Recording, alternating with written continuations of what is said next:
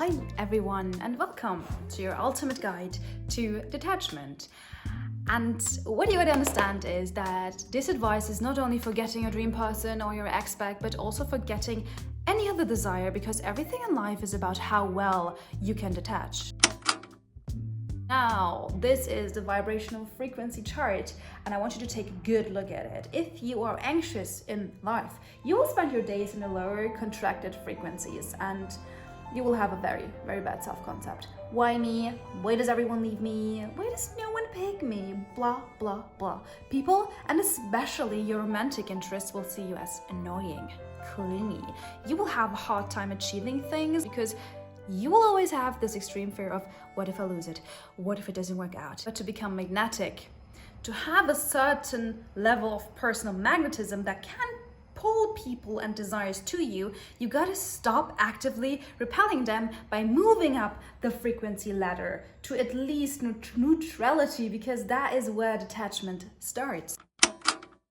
How are we going to do that? First step, the mere exposure effect. It's this psychological phenomenon where you develop a preference for things merely because you are familiar with them through repetitive exposure. You are anxious because to this date, you predominantly surrounded yourself with anxiety-inducing ideas and scarcity mindset. Maybe it wasn't you, maybe it was your parents. They said things like, women are ungrateful, men aren't shit, money doesn't grow on trees. You gotta stay in your lane. Whatever they told you, doesn't matter. Whoever's fault it is, doesn't matter. You have the power to change it, so you are going to change it. You're going to change it. We're going to expose yourself only to things that radiate neutrality and above from now on.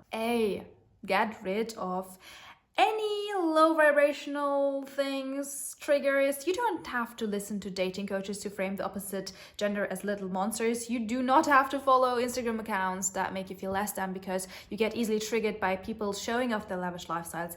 And you do not need to listen to trauma dumping people. No matter family, friends, you do not have to do it. So don't do it. From 1 second to the other, I want you to stop. Take your energy back. Your energy is trapped in those things. Take it back. You need it to magnetize yourself.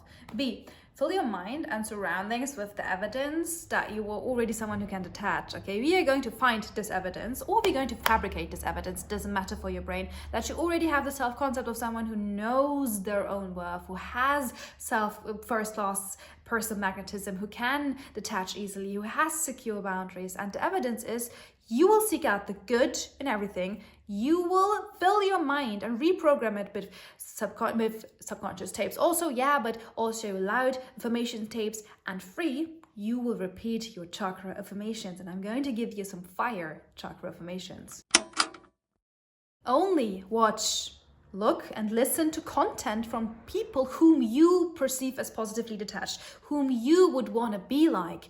The content you listen to has to motivate you, because why would you actively demotivate yourself by consuming content made by people who have a limiting mindset, or content that is intentionally designed to make you feel like shit? Because people who feel bad about themselves, who do not believe in their own magnetism, who do not know how to activate it, are so much easier to control. Obviously, don't turn a blind eye to people who suffer. Help where you can, but there is only so much you can physically do, right?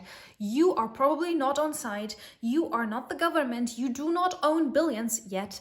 So don't torture yourself if you can't actively do anything about it in the 3D. The most powerful thing you can do is imagine these people already living in a much better place, being in a much better place. Imagination is prayer, and prayer is our biggest weapon. And I truly believe in the law of assumption approach here. If you constantly think about people suffering, you will extend their suffering. I have a wish from you.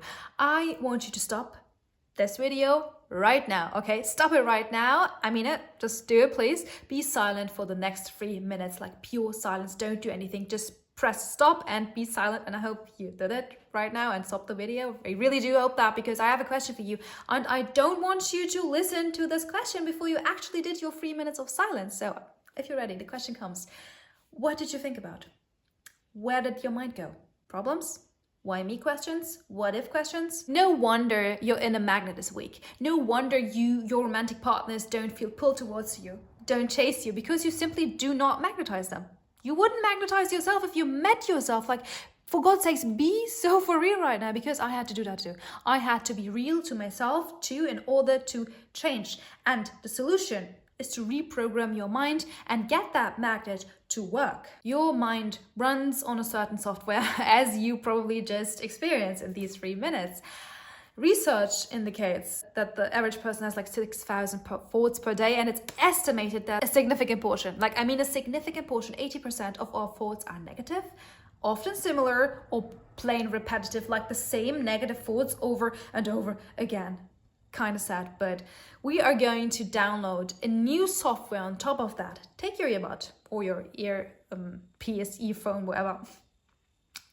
Put it in, select an affirmation tape, or better yet, record your own affirmation tape and play it on a loop over and over and over again. I mean, like really like hours on end.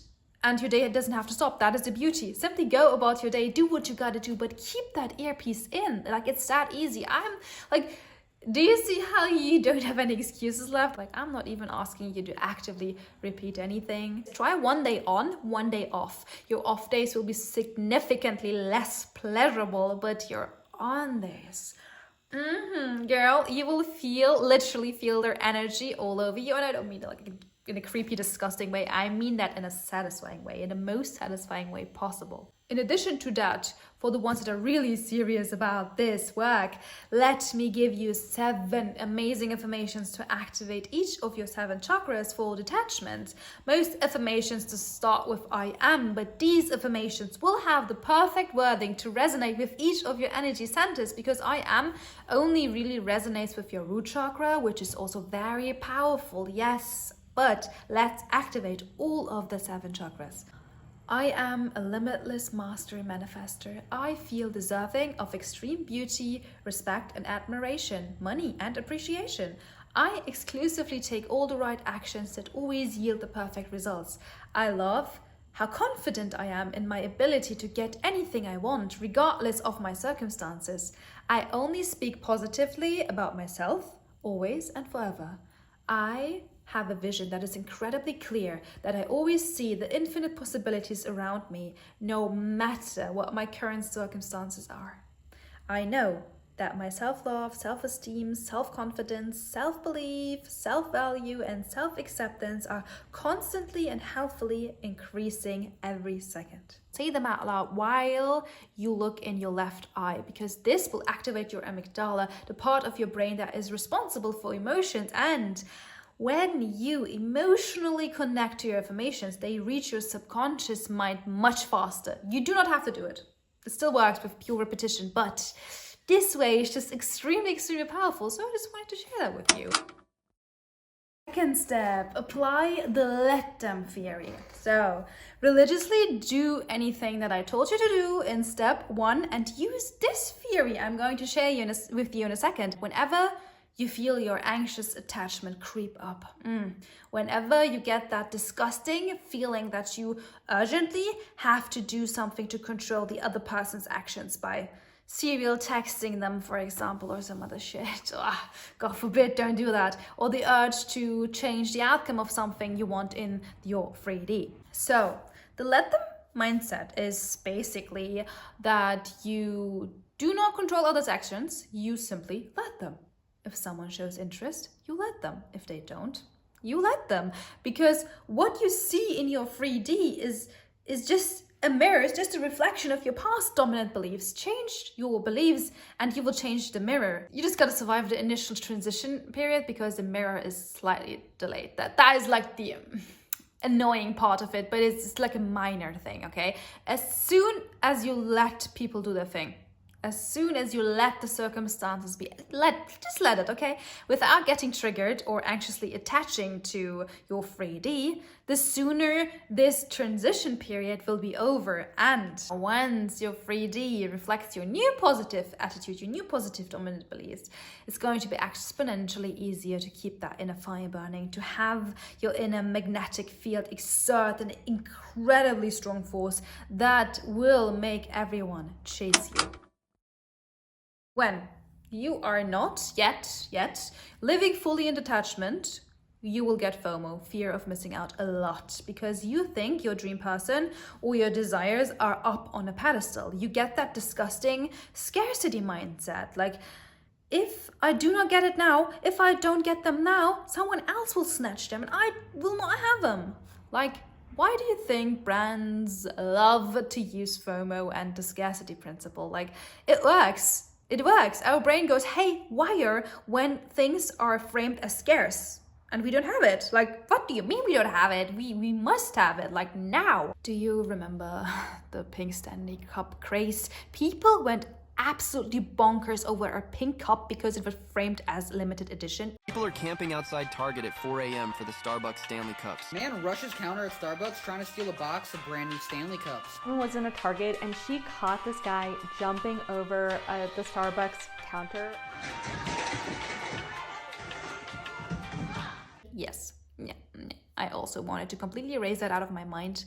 I wanted to forget that, but it came up when I did some research for this video, and I remember dark times, sinister. All these people you see in these videos, in these several videos, acting out, being desperate and chasing a fucking pink cup, are 100% anxiously attached, 100% to anything in their life, anything. This is literally how you look to others on an energetic level when you're not attached. You do not even have to really act like that, okay? Energetically, you look like that to people. Subconsciously, people see that subconsciously. They see you that way, so stop doing it, it's embarrassing. You have to detect your FOMO, you have to expose your FOMO to yourself, and immediately say the affirmations I gave you to snap back into your secure attachment. I'm not desperate for that. I can get it whenever I want, okay? This mindset. Now that we know the enemy, let's use their weapons to create scarcity for yourself. What do I mean by that? You are going to frame yourself as scarce to yourself and to others, yes, but mostly to yourself, because you are a detached queen or king and your perception of yourself matters the most. So you can also fake like scarcity, obviously, like Stanley, because the pink cup was not really scarce. Or you can create real scarcity. That right there, real scarcity is magnetic AF. When someone is really scarce and actually less available, they are so much more valuable, and there are 3 easy ways to create scarcity, and they are: 1, get a hobby. Do you like to read? Do you like to garden? Do you love languages? There must be something that you like or that you're good at. Pick it up and perfect it. 2, prioritize self-care. Like, are you aware how much time a good self-care routine needs? A lot of time. And that is good, because that's perfectly amazing, because from now on a good chunk of your time will flow into self-care. That involves things like grooming, taking time to dress nicely, but also things like establishing me days, where you take yourself out on solo dates, to restaurants, to the cinema, or maybe you are more of a homebody and you replenish your inner battery by staying at home, doing activities at home. That's perfectly amazing, perfectly fine. Do that, but romanticize every second of it. Like, learn the art of turning ordinary events into romantic, amazing activities, important activities. Cook yourself a meal, but do it dressed nicely, or like plate it very nicely. Yes, read a book, but make it romantic. Light candles, wrap yourself up in the coziest blanket that you've got. Watch your favorite shows. Yes, like do the whole Netflix and stay-at-home thing, but do it with a refreshing face mask and your favorite snacks served in style. Spiritual care is also self-care. Meditating, reading the Bible, the Quran, the Torah, whatever it is that is spiritual to you, do it. The last one.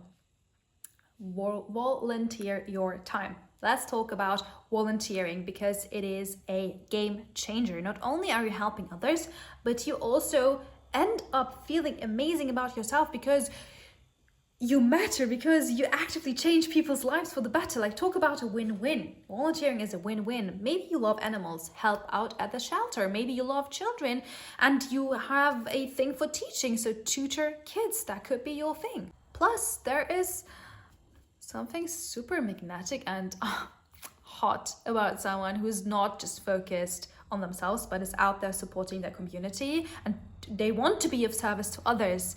And everything in life is not about me, And that's super important, especially when we try to manifest things and when we try to detach ourselves from people and from outcomes. These are all amazing things, don't get me wrong, but we may lose ourselves in this me bubble, okay? And to recenter yourself with things like volunteering and being of service to others and taking them into account, that is very important. Enough preaching, I'm sorry. Thank you so much for giving me your valuable time. I really appreciate that you are here and that you're listening to me. Thank you. Have a good one. Mwah.